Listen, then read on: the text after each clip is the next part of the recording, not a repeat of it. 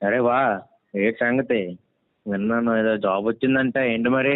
ఏముందిరా, 9 to 5 job. Morning మెట్రోలో single, evening అయితే మేనేజర్ తో దింగులు.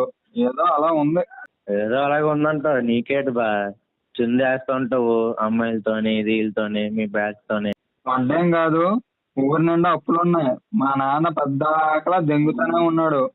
మన రేంజ్కి మన ఊరి ఫిగర్లే దాకలేదు, ఇంకెక్కడ ఒకటి. అరే, అలాగే అంటావు కానీ ఏ సంగతి చెప్పు. ఏంటి హైదరాబాద్ వెళ్ళిపోవు నువ్వు మరి?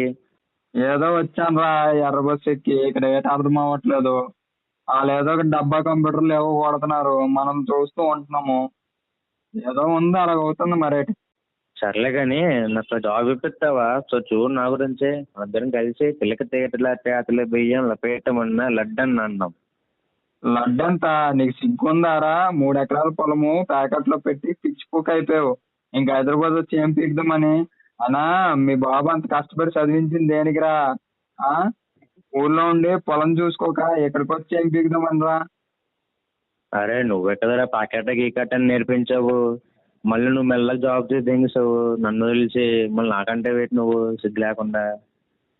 అరే, ప్యాకెట్ నేర్పించానని అంత మాత్రాన నేను పిచ్చిపోక చేయలేదురా.